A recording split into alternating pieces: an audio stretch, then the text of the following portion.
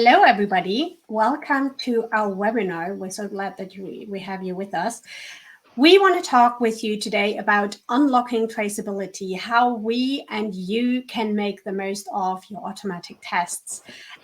We want to look in with you during the next 45 minutes that we will spend together about significant effort that go into the automatic testing and how we can make those test reports, that traceability reports, better, easier, and less of a pain for everybody involved in the process. We want to take you down the DevOps pipeline and take it one step further. For that, who I have with me today is, on the one hand, ladies first, our CEO from RadBee, Rina Neer. Rina is, as I mentioned, the CEO of RadBee, who's also an Atlassian solution partner, and she's the product manager of Jira Snapshots. She helps teams harness the power of Atlassian to help you ace your audits, reduce the waste, eliminate redundancies, lower overhead, and just generally boost the bottom line. And we're here together with Ben. Ben is the automation genius of our partner, Swarmit. He's based in Zurich, Switzerland, and he works with teams who really want to take their test automation to the next level. And he helps clients with system integration, test automation, and process automation, which makes him the perfect partner to go through whatever we have in our system and in the back for you today. And I'm really looking forward to what Rina and Ben will talk about. I hope you're having just as great a time as we do. A quick note before we start: feel free to put any information you want or any questions that you have in the chats. We will bring them in the conversation throughout the whole talk, and we hope we have everything answered when you leave us at the end. Having said that, I will hand over to Rina, who will tell us a bit more about Snapshots and what we can do with that and how all of that integrates to what we do. Rina, the stage is yours. Thanks, Saskia, and hi, everybody who has joined us. It's so nice to have you here. Tests and test automation is always a big effort, but especially with enterprises who go with the very modern trends of agile and digital transformation. And hey, who doesn't want to do digital transformation and become more agile today? But as an enterprise, when you go that route, you find yourself investing more in tests and test automation, because with all these things going very quickly, releasing so often, you still want to have control that whatever you release is what you expected to release. So to achieve that, actually, we have to mention one other component to that collection of buzzwords, and this is DevOps.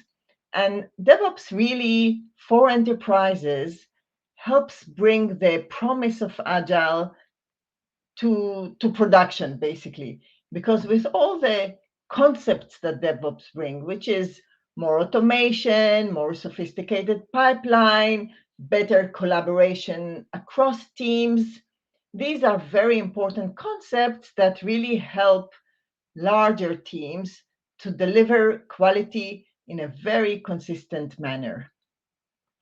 And basically, what are we all trying to achieve with those new processes and all the tooling? We have this vision that our team will have this flow. Each person in the team, whether they are a developer, a product manager, even a user, and definitely the testers, each one of them will know exactly what they need to do and how they contribute to the bigger picture. And somehow they will all converge together to the same point of time where we can release and have this moment of epiphany. Yes, we have worked so hard to deliver the next release. We arrive to that point, we release it, and everything goes very well afterwards. The users are happy with whatever we delivered. Now, to achieve that, what we find is that very often with all the tooling and automation, instead of creating one big flow, we create chunks of flow, if I may say it like that. So we have the DevOps pipeline where development and testers write code and automatic test. Then there is this is all being committed and pushed to the repository. It's then being built, deployed, tested, and we even have some test reports maybe going out of this pipeline. But as we all know, automatic tests are not everything and not covering everything that we need. So we always have something in way of a manual test. And sometimes it's very limited and sometimes it's much more significant. So we have done all the automation. We still have people writing and performing manual tests. And they maybe are working with Xray and putting all the results there. And we somehow at the end need to create those reports because as an enterprise, we have to have some kind of test report that will hold everybody accountable to whatever is released. And if we are not planning correctly, this effort of reporting can become a very significant effort and really be a burden to the team, such a burden that from this beautiful flow that we all wanted to achieve, we have this different flow where we basically all finish the work and then a bunch of us are still busy with creating all the documentation that needs to go with the release. And only then, after some delay, which can be pretty significant, we are able to release. So where's the flow and where's the advantage of all the tooling if we are stuck with that? So what we want to do or what we want to have is a test flow that takes into account all the reports that we need to provide, even if we work on business critical projects, those projects that require all those traceabilities and test reports. So how to achieve that? Basically, what we need is to extend our pipeline. So we have done the CI/CD, we have the test reports. These test reports then need to automatically be integrated or be imported into the same platform where we do our manual tests. And once we have all the results together, and in our case, it's in Jira and in Xray, we can then get all the reports very easily in Confluence. And basically, between me and Ben, we'll cover that part today. Ben will show us how to bring the information from the automatic test into Jira and Xray, and I will give you a taste of how then all the reports can be generated automatically.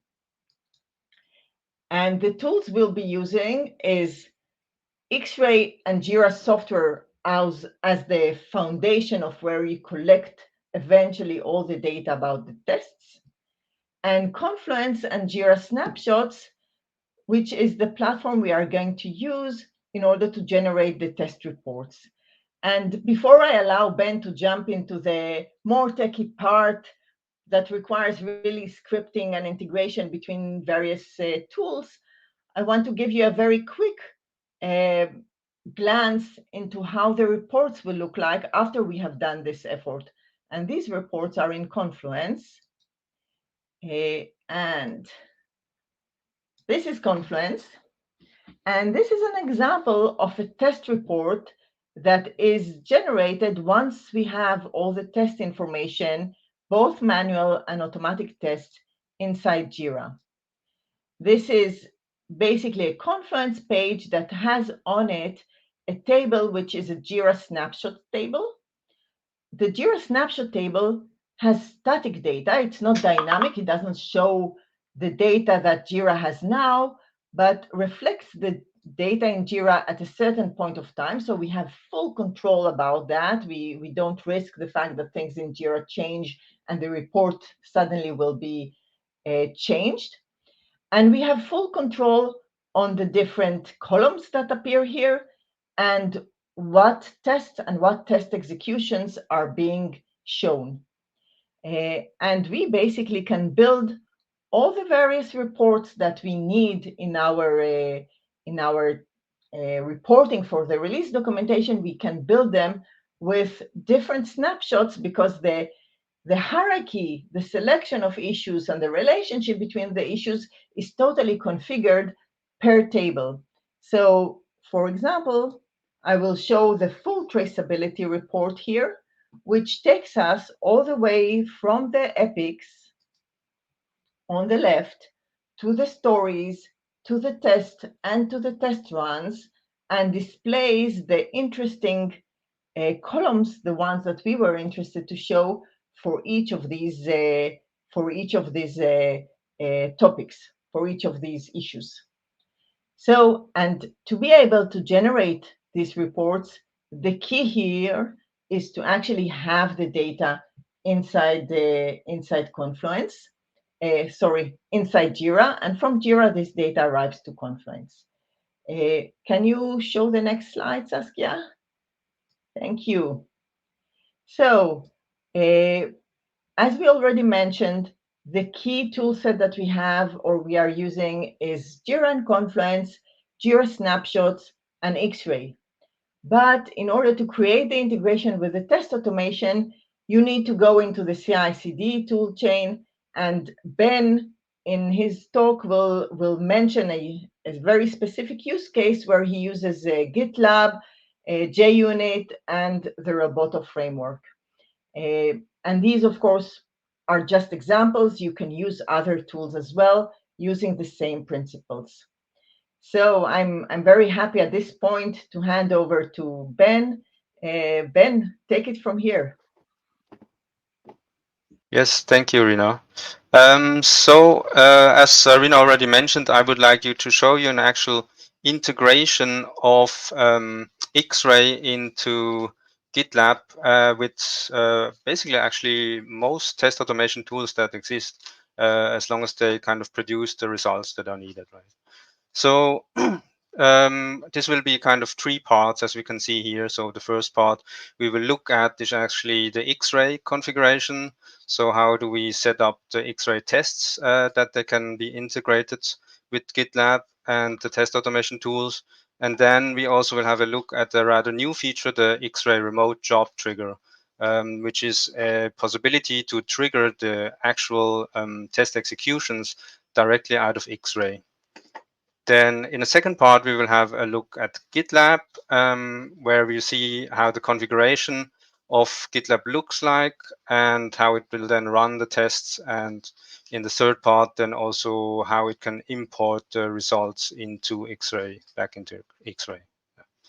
So let's have a first look at the automatic tests.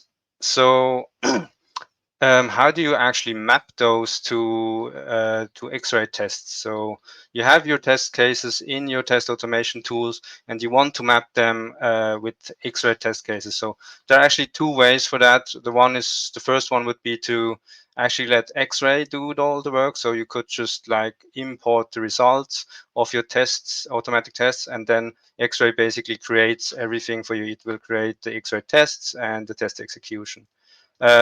But of course, you're not starting from zero. So normally you already have some test cases already in Xray. For this, you can then manually, or let's say one time manually, define which Xray test case should be mapped to which automated test. So let's have a look at this. So if you see here on this screen, you will see on the top, you will see a part of a JUnit test result. And you see, I already marked the important parts, which is the name and the class name. So this is the information that you need to transfer into your Xray test cases. And if you then go look below, you will see an Xray test case that is in edit mode, where we went to the test details. And there we need to set up the test detail to generic. Maybe it was before manual because you had it as a manual test case. You can then basically switch to generic, which kind of represents a automated test. And then the second part is that you set up the generic test definition, and maybe you already see it. It's a combination out of the class name with a dot at the end and the test case name. And this kind of gives you the mapping from test case in the JUnit world with the test case in Xray. Okay, so now that we had a look at this, let's see how that Xray remote job trigger looks like. So as I said, you can then remotely, or let's say out of Xray, trigger the jobs in GitLab. To do this, you have to have certain things. So you need to have credentials so that you can run from Xray the GitLab pipeline. So one part would be to have a personal or project access token. These are either in the project settings on the access token, or in your own profile, or in the profile of the user that you're using in GitLab. There, it's important that you set up the API as a granted right for this token, and then you're all set on this part. Then the second part is that you also need a pipeline trigger token. This one can be found also within GitLab in the project settings on the CI/CD. It's another API token that you basically need. When you have these two things, you also need the project ID and the branch you would run the tests on, and you can go over and configure that in Xray.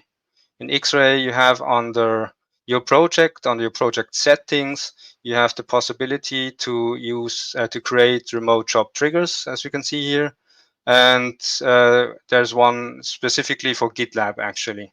So this is an Xray enterprise feature, so you will only see that if you have this version of Xray.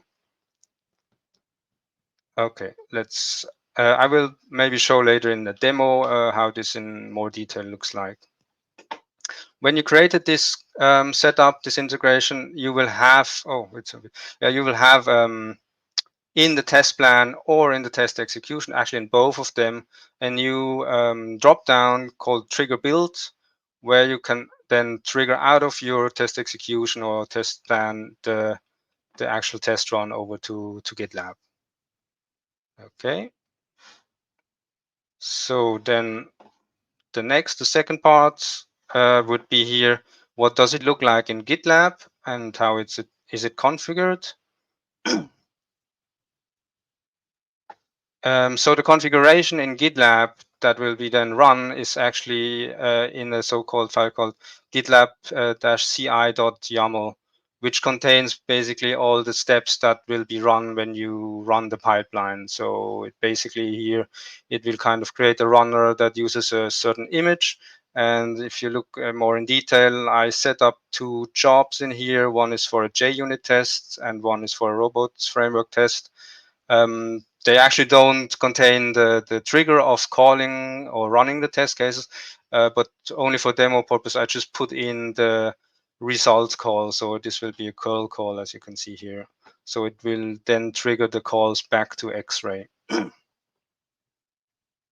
And the results files that we will send back to Xray, they will look like this. So this is a JUnit example, which contains here, in this case, 4 test cases and some more additional information. As basically, you can say any kind of test automation tool that supports creating JUnit results files can be used to integrate with Xray and also with GitLab to upload and send all the reports back basically. So for example, also one of my favorite tools is Traceability Tosca, also supports this in its CI/CD pipeline tools to kind of create these JUnit files.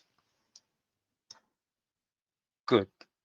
Then we have when you call back from GitLab to Xray, of course, GitLab also needs the right to access Xray.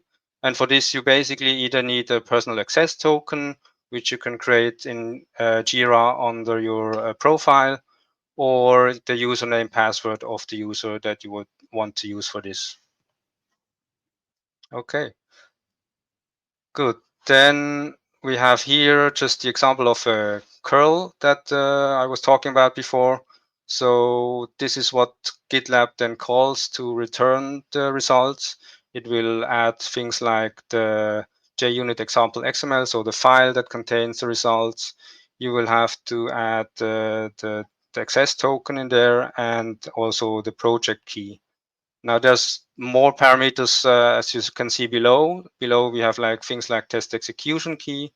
So if you don't define a test execution key, you will so Xray actually will create its own test execution. If you define one, it will just add the results into that existing test execution.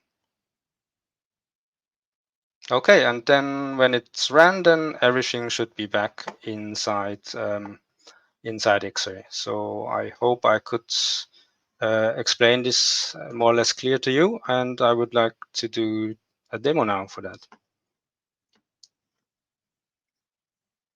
Good, thank you. So here you see our demo environment from Swarmit. We have created a project for this, and as you can see, we already have a lot of data in there, so a lot of issues in there. For one, I created here a test execution for for this demo, as well as a lot of test cases here. So let's first have a look at the test case. So what I was talking about before, the whole mapping thing. If you edit one of these test cases, so I've took this automatic test 3 here. If you open it up here, you will see here that there are test details, and inside here you will get all the information I was talking about. So the test type should be generic, and there should be a generic test definition mapped to the JUnit information that we were talking about before. Okay, I will close this again. Then we were talking about all the tokens, right? So one token would be in here in GitLab. In GitLab, you will see the tokens either on your profile, which you can edit here, or here on the project. Oops. On the project, you have here the settings and the access token. That's the project access token. And the other token I was talking about is here on the CI/CD under pipeline trigger tokens, which you can also then just create in here. Okay. Then when we go back to Xray, we need to set up that remote job trigger I was talking about. This is under the project settings. So here's the project settings, and on the remote job trigger down here at the Xray settings. As you can see here, we have several tools that you can actually use to integrate Xray. I already created some here, actually 2 for GitLab. Let's have a short look into the details here. You will see here we have the configuration name, branch name, the API token, which is the trigger token we were talking about, and also the authentication token, which is the project access token. Okay, when you've set up all of this, then you will have in your issue, as I already mentioned, in your test execution, this trigger build listed here. The same is also on the test plan here, where you also have this trigger build. Now, before I trigger this, just have a short look what will happen in GitLab. So if I would trigger this one, in GitLab, we would see under the configuration, the setup of my GitLab YAML file that I was talking about. So we would run the JUnit test job and the robot test job, as mentioned before. I will put this also on the pipeline, so we will see live what will happen there. So let me trigger this one here. So as you can see, everything is in to do at the moment, and then we will run it from here. Xray will return you a success message, and then when we go back here, you can already see that something is running. You can go more into details in here, and you will see that already actually the JUnit and robot test jobs have been done, and my deploy job that I just defined as one, is also just started and is finished now. Inside of these, you can then see more the details. So what I defined before, it will call the Xray REST API to upload then the information. Okay, okay, let's have a look back. What happened in Xray? So I will now refresh the page. And then we will see that the test cases actually got updated and we have the results from GitLab coming back here. Inside the test cases, also, by the way, the robot results that I defined before also got results. You can then have a look at the details. So depending on what you have inside of your test results, you can go even deep into every test step that happened. For example, if it was a UI test case that you ran. Exactly, let's go back. You can even, just as an example, integrate screenshots. So that's screenshots of my last blog. Good, yeah. If you're interested in that. And yeah, then I think I'm done with the demo so far.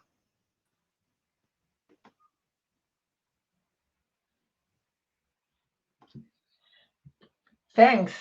I really like that you added in your demo the screenshot, because it really, I think, brings home for people the fact that the integration is not necessarily a superficial integration. It can be as deep and detailed and specific as you need it to be, and really bring all the data that you need to bring into Xray into one place where you have both your manual tests and your automatic tests under one roof, and you can then build whatever reports that you need to build out of them. So Yes, that's great.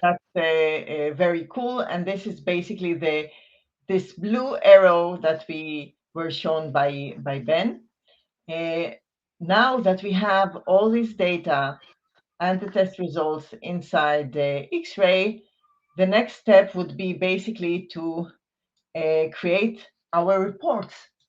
And this is basically Confluence, where our report is basically ready, but it's ready from before the demo that Ben just gave, and we'll run a new snapshot. So now what happens is basically based on the same configuration and the same definition, something goes to the background, fetches the results, the new results, and brings them here. And I think these two results are actually results from now, the new additions that were happening from the demo. I can compare this data to the previous data, and I see that things have been updated. Let's look a little bit behind the scene and see how the report is. This report is being configured. And just to impress you a bit, I will go into the 4-level traceability reports, and we'll edit the screen, the page. So basically the whole table is brought into Confluence via a single macro, Jira Snapshots. And when we open this macro, we see that there is a definition of the data that this table should contain. And because it's a traceability report, and in our traceability, it's epics going to stories, going to test and test runs, we have 4 levels. Each one of them was added here under the other. And for each level, we basically have a JQL search that is a native Jira JQL. You all may be familiar with this just from doing searches inside Jira. And for each level, we have whatever fields that we decided to bring. And in this case, we decided to bring the issue type, the key, and the summary. We can bring description and whatever other key fields, including custom fields that exist in your Jira. The second level and the subsequent level have a JQL that is slightly more sophisticated because it contains dollar something. And in this case, it's epic link equals dollar key, which is basically generating the hierarchy. So the hierarchy that traceability snapshots may express are any hierarchy and any relationship that is valid in Jira. It's not necessarily only the epic story and so on. You can create, for example, user requirements leading up to tests and so on, whatever is the terminology that works for you and the hierarchy that you build in your Jira.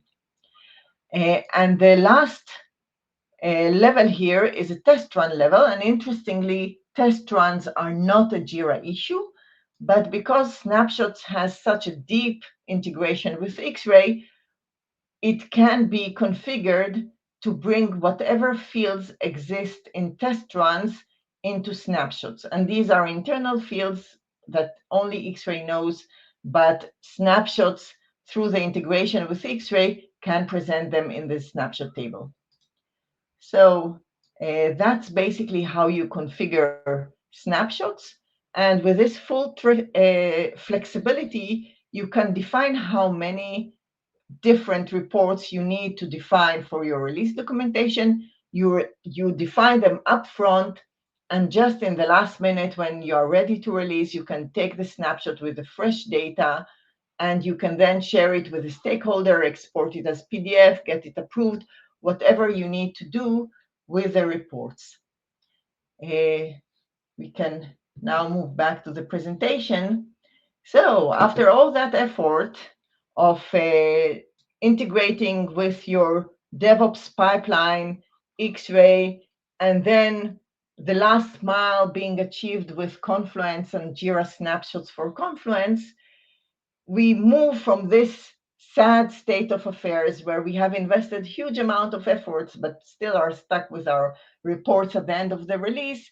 We move to the next place where basically our reports are gradually built with a lot of ease during the work, and when everybody converges to the moment that we can release, all the reports are basically ready, everything is set to go, and we can really release without any delay. So yes, that's basically all our cycle today. That's the story, and I'm handing back to Saskia. And to you, basically, for Q&A. Saskia, you are on mute. Thank you very much for that very detailed insight and all the practical demonstration of what was happening. I have to admit, even I was kind of surprised how well that fit together. And I work with RadBee, so it was very practical. Thank you very much for that. And I'd like to pick up some of the questions that we had in the comments. And Ben, I'd like to start with a question for you that is more of a practical one. You showed us your whole setup based on the GitLab pipeline, and we had the question if the whole setup that you showed us would also work with the Bitbucket pipeline. So does that work? And if so, how does that work? Do you know how that would change the process that you just showed us? I think for the remote job trigger, I'm not sure if it's supported. I would have to look that up. But basically, what is required, of course, is just that you have a kind of a REST API, which Bitbucket should have or has actually, and then you can certainly integrate that with GitLab for sure. And also on Jira side, if the remote job trigger does not work, you still have the possibility to use automations for Jira, which is also a way that you can trigger things with a webhook or something like that. Yes. Okay, perfect. Thank you. Rina, handing over to you. So we have that whole setup and we have all our tests run. We have the question if we can show a table of test executions with the summary of its test outcome. For example, how many % passed, how many failed. The person asking the question was giving the example of how Xray for Servers does that. Is there a functionality like that? Can we show it right away? Is there an option? So this functionality is actually a functionality of Xray. Jira Snapshots does not support specifically this report. We cannot, at the moment, but it's a continuously moving product. But at the moment, we cannot show the summary report of the test execution progress. This is actually provided by Xray. Okay, which actually leads me over to another set of questions, also one that I have actually. I joined the Q&A saying like, wow, I'm really impressed how well that works together and how well that works. But we also know every system has kind of its limitations, right? So picking up one of the questions, does Xray still scale if you report several thousand test cases each day? How would that work in the system? Yeah. Ben, do you want to take it? Or I can have the first stab of it if you allow me. Yeah, sure. Sure, and then you can add your point. Yeah. I think I would not, meaning even if Xray can scale, and it's I would say that it's more a question of Jira than Xray in the case, especially in the case of data center, that is the platform that we just showed. I would not do that. So the fact that you can do something like that is maybe not the best practice to do that. What I would recommend is that you will do the linkage when you need it. So you typically are not in a situation that you need to actually inject thousands of results few times every day, unless you are really in a place where you release few times a day. I don't know a lot of banks or insurance companies that necessarily release few times a day, but if you do, then for each release, I would do an import. What I want to say, if you just do a cycle, a CI/CD cycle that is more part of your release, not release, part of your development work and not triggering a release, I would not necessarily import that. I would import all these tests for things that really contribute to your release documentation. That's my thinking, and that's how I would try to manage it. But I'm sure Ben has more to add here. Yes, well, I can give my 2 cents to that. So I also think like you always have to think about how much data you transfer in the end, right? So the thing I did with like adding screenshots, I would then maybe not do in this kind of situation, just to kind of size down the data limits, right? There are possibilities. So normally, actually, you also have like the enterprise versions, which works on data center, which requires you to have a kind of a powerful setup in the end, right? So I think from that point of view, you should be kind of safe. But still, as Rina said, maybe it's not the best idea to do that every day, especially if that the data then collects in the Xray databases and can get bigger and bigger, which could in the end pose a problem. Yeah. And I think that all these tools of the DevOps pipeline, and Ben would know it even better than me, allow you to have either flags or configurations that allow you to say, okay, I run the pipeline and I do the last step of import, or I run it and I do not do the import. Mm-hmm. Yeah, it's always a question of how much information do you actually need, right? You don't need this information every minute, right? So maybe just run them at a time that makes sense in the end. Right? Picking up on that, you just said, how much information do you need? Which brings up a question for me. How much automation do you need? We were talking about the whole system being completely automated. When would you say it makes sense to put in the effort to set everything up to automate the system? And when might it be more of a nice shiny toy than actually bringing value? Good question. So I think what you should keep in mind when you automate something, that these are processes, automation that always should run the same way, right? So when you look out of a testing perspective, if you set up a new release with new features, there are things that haven't been automated yet, right? So you have to look at this from a more of a exploratory way, maybe. So that's where kind of manual testing comes in. And other things that happen often in the same way, those are things that you want to automate, basically. Yes.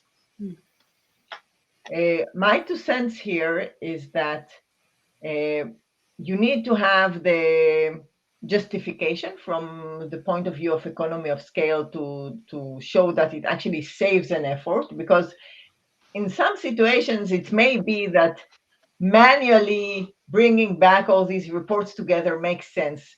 But from my experience, this is only valid in rather small organizations. And once you start investing big time in test automations, if you are in a position that you need to generate release documentation, it's almost a no-brainer, because actually the integration, if you compare it to the big effort of automatic tests and maintaining automatic tests, which is an expensive effort, yes, this extra wiring or pipelining to bring it all together is a very small effort compared to the big effort of making all these automatic tests. Mostly when we're talking about Jira, we're talking about two different systems here. We're talking about the data center and we're talking more and more about cloud. How does the system you just showed us also in integration with each other, Xray, Jira, and GitLab, Ben, what you did, how does that maybe even differ between the two systems? Is there a preference of you where it works best, and how would you set it up? So if it's in the cloud, basically, it kind of works the same way. You will have, I'm not sure if the enterprise version exists on cloud. Yes. I'm not sure. It is does, released okay. on cloud. It is released. It was released later than data center, but it's available now. Okay. Then makes sense. So then basically it should be the same thing, right? Because you have REST APIs in between everything, and also the setup of the remote job trigger should then be existent. And you have GitLab, which can also be in the cloud, right? So GitLab as a free tool, you can install it on premise or you can use it in the cloud for free. It's open to that, so would basically be the same setup then. Yes. And if I may mention, if someone is interested, we had a webinar a couple of months ago, which was pretty similar to this one in terms of content, but the demo was on a slightly different tool set, but on cloud. So it shows similar ideas, but with the demos on clouds and a totally cloud implementation. Yes. Wow, that was a lot of information. We're heading towards the end of our time together. Anything from your side that hasn't been mentioned yet that you want to say, that you want to share, that you think is still worth mentioning? Ben? Well, first of all, thanks for having me. It was a pleasure to do this with you. I would say if you need any more information, just look me up. I can also give you more information on any kind of small parts that I didn't cover up to now. Brilliant. And you should definitely take Ben on his word here. He's someone worth picking up. And yes, so I think it's important to mention that what the concepts that we showed are available both on data center and on cloud with some variation. Now, I know that especially the DevOps cycle looks always to be very, very geeky and special, etc. But the nice thing about it is that once you set it up, it kind of works for you for free. So that's the payoff from that. Okay, I think that's a wrap, right? Perfect last words, so to speak. Ben, thank you very much for being here, for agreeing to share your knowledge with us, for sharing your insights, for sharing your setup with everybody. If you still have questions, please continue to use the comment function in LinkedIn. If you're watching this on LinkedIn, we will still be able to follow those up. Otherwise, I invite you again to take Ben up on his offer to contact him directly. And also, if you have questions about Jira Snapshots, feel free to contact Rina and I. Having said that, we wish you a great rest of the morning, day, night, wherever you're joining us from. And we hope to see you in our next webinar with the next partner, which will be coming soon. Just a little spoiler. Yeah. So thank you very much, Rena. Thank you very much, Ben. And thank you very much for Thank you you. for us. Thank you. Bye. Bye.